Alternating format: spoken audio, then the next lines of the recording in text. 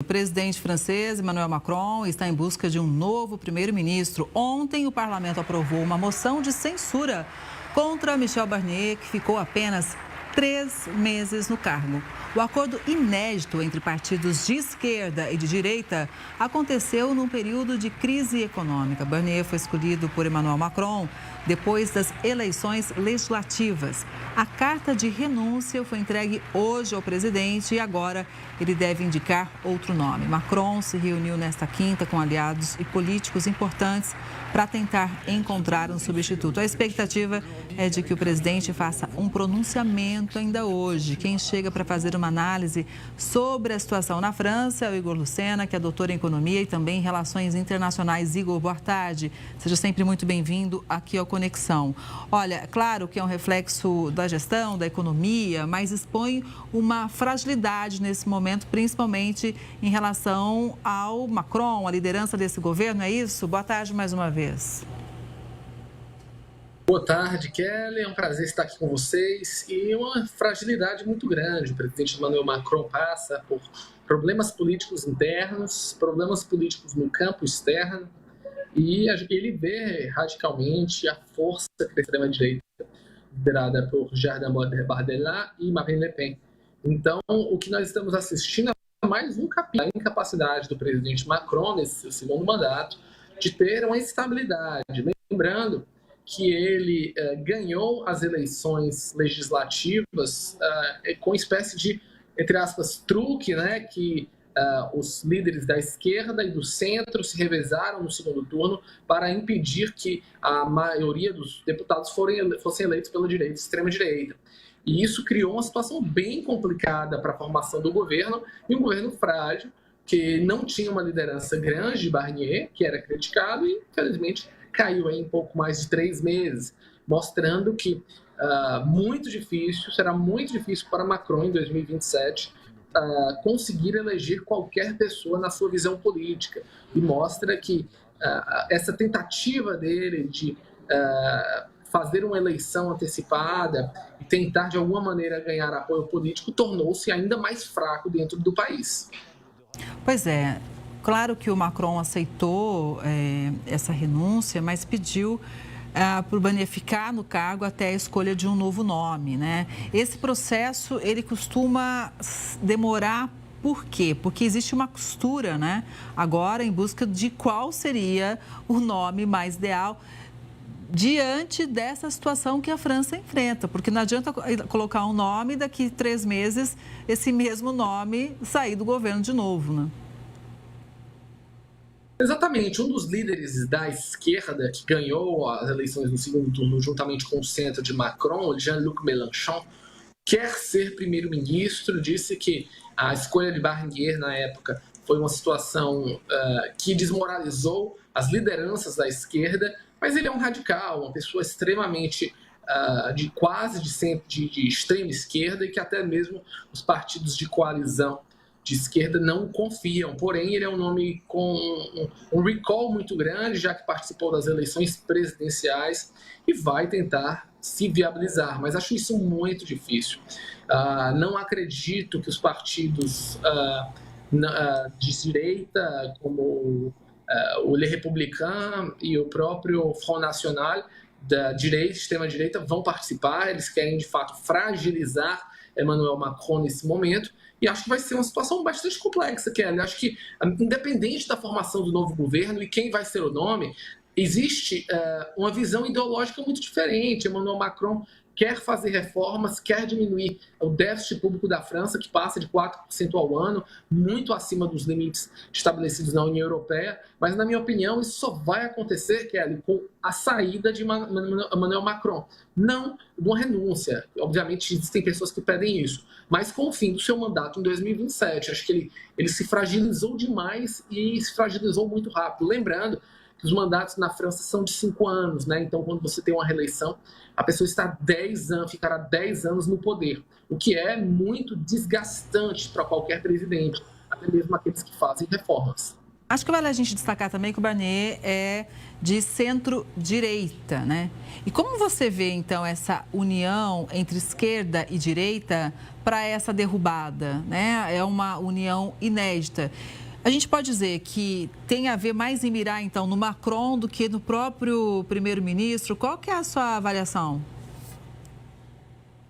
É muito claro a visão aí, Kelly, é de fragilizar o governo de Emmanuel Macron, mas, ao mesmo tempo, políticas de direita e políticas de esquerda não são compatíveis. Então, ao mesmo tempo que Barnier era instado a aumentar recursos para programas sociais pela esquerda, a direita avançava com pautas como a diminuição da idade mínima, mais privatizações, enquanto a esquerda justamente queria o contrário. Então, ficava totalmente inviável, né? A própria escolha de Barnier já era criticada porque a base do parlamento seria muito difícil de ser mantida. E foi exatamente isso que aconteceu.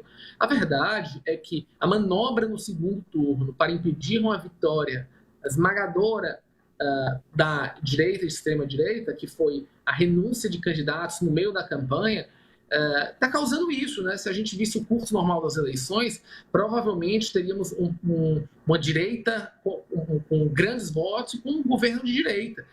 Então, de fato, que é muito difícil o Macron criar ou tirar um nome que seja consenso, e mesmo que seja consenso, que vá fazer políticas públicas que não sejam criticadas pela sua própria base até 2027. Mas, repito, o que está acontecendo agora é o fruto de uma estratégia eleitoral que pode ter parecido positiva durante a vitória, mas não é sustentável ao longo do governo. Igor, agora a gente fala da situação na Coreia do Sul. O Partido Democrático, o principal opositor, planeja votar o impeachment do presidente Yoon Suk-yeol no sábado já. O presidente é alvo de uma investigação policial depois de uma denúncia de insurreição, um crime que não aceita imunidade presidencial e pode ser punido, inclusive com prisão perpétua. A denúncia foi feita após o presidente decretar lei marcial na terça-feira, a gente mostrou aqui ao vivo. A manobra provocou surpresa até mesmo entre os aliados. Poucas horas depois do anúncio, o parlamento negou por unanimidade a imposição da lei. Ontem, os partidos da oposição apresentaram uma moção de destituição e acusaram Yoon de violar gravemente a Constituição e a lei. A gente falava agora dos problemas realmente da França, mas também a Coreia do Sul enfrenta um momento muito preocupante. Inclusive, o partido governante da Coreia do Sul anunciou que se opõe ao processo de impeachment contra o presidente. O líder parlamentar do partido afirmou que os 108 deputados do Partido do Poder Popular vão continuar unidos para rejeitar a destituição do presidente. O dirigente também declarou que vão trabalhar para evitar a moção de destituição seja aprovada, né? No entanto, o político garantiu que isso não significa defender a lei marcial inconstitucional do presidente. Para garantir o impeachment, a oposição de maioria no parlamento precisaria do apoio de pelo menos 8 deputados do partido governista para atingir os 2/3 necessários para aprovação. Igor.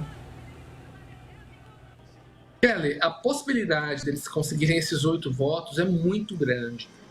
Isso porque não só o impacto foi muito negativo na sociedade sul-coreana, que está majoritariamente contra o presidente, ele perdeu as eleições legislativas, enfrenta acusações de corrupção e membros do seu gabinete já pediram a renúncia. Então está muito claro, Kelly, que a total inviabilidade política do presidente, mesmo que ele consiga ficar no cargo, que eu acho muito difícil, a gente vai assistir um presidente que não tem força nenhuma de passar orçamentos, de fazer até mesmo suas nomeações de novos membros de agências reguladoras. E isso está impactando a economia formal, e também a economia do mercado financeiro. Títulos públicos da dívida sul-coreana subindo, e isso fortalece os inimigos da democracia dos países da região da Ásia, em especial a China e Coreia do Norte, que tem uma aliança muito forte contra os sul-coreanos. Então, de fato, o presidente provavelmente vai ser empichado, pode ser preso, e a Coreia do Sul, infelizmente, por mais que seja uma nação extremamente organizada, desenvolvida e de uma forte educação e tecnologia, tem histórico, sim, de presidentes que abusaram do seu poder e terminaram atrás das grades. No meu ponto de vista, essa tentativa foi um golpe político mal calculado, achando que ele poderia se livrar das suas acusações, utilizando a eminência das atividades comunistas da Coreia do Norte, que existem. Diferentemente de outros países, o comunismo e o radicalismo da Coreia do Norte é um problema na Coreia do Sul, com sequestros, com tentativas de subversão de agentes públicos, porém, não existia nada que, de fato, fosse uma razão para que o presidente trouxesse a lei marcial, que, felizmente, não foi aceita nem mesmo pelos militares. Inclusive, o chefe do exército sul-coreano ofereceu renúncia ao cargo. Igor, ele atuou como comandante da lei marcial no período em que ficou em vigor. E vale lembrar que, além dele, o ex-ministro da Defesa também entregou o cargo. Ele está sendo investigado e foi, inclusive, Igor, proibido de viajar, viu? Exatamente, Kelly. Isso mostra que não há uma visão clara de Forças Armadas para tomar o poder ou decretar lei marcial. Lembrando que o presidente Sun, ele está sendo investigado até mesmo por corrupção, sua mulher e outros membros do parlamento. Então, o que a gente está assistindo é um político que está tentando se agarrar no poder porque sabe que ao sair da presidência terá uma situação extremamente difícil com a justiça. E não há, por mais que o partido tente defendê-lo, o partido também tem instinto de sobrevivência, Kelly. Quando os líderes enxergarem que o destino do partido não pode ser colocado para debaixo do tapete junto com o presidente, eles terminam abandonando. A política ela é muito pragmática, seja no Brasil, seja na Coreia do Sul. E a gente lembra aqui também que o acordo de defesa mútua entre Rússia e Coreia do Norte já entrou em vigor nesta quinta-feira, né? Os vice-ministros das Relações Exteriores dos dois países, inclusive, trocaram cartas de ratificação do documento em Moscou. O texto prevê assistência militar mútua imediata em caso de um ataque contra um dos dois países. O acordo foi concluído durante uma visita do presidente russo, Vladimir Putin, a Pyongyang em junho e ratificado em 8 de novembro pelo parlamento da Rússia. Os dois países se aproximaram muito desde o começo da ofensiva russa na Ucrânia, lá em 2022, né, Igor? Se aproximaram, Kelly. A Coreia do Norte precisa desesperadamente de alimentos, de grãos, e isso tem uma produção muito grande na Rússia, suficiente para alimentar parte de uma população faminta na Coreia do Norte. E, ao mesmo tempo, os norte-coreanos têm um arsenal que fica guardado muito grande, necessário para a continuidade do conflito da Ucrânia. Então, basicamente, foi uma troca, porém, Kim Jong-un, entendendo que ao mandar mais 10 mil soldados e equipamentos para lutar nas trincheiras da Europa, poderia se tornar um alvo de ataques da OTAN e de outros parceiros europeus dos Estados Unidos. Por isso, ele tornou meio que uma exigência a necessidade desse acordo de mútua defesa, porque ele ainda não tem a capacidade total de se defender contra essas grandes potências, e se o conjunto da guerra ampliasse dentro de um conflito internacional, ele talvez fosse um dos elementos mais frágeis dessa situação.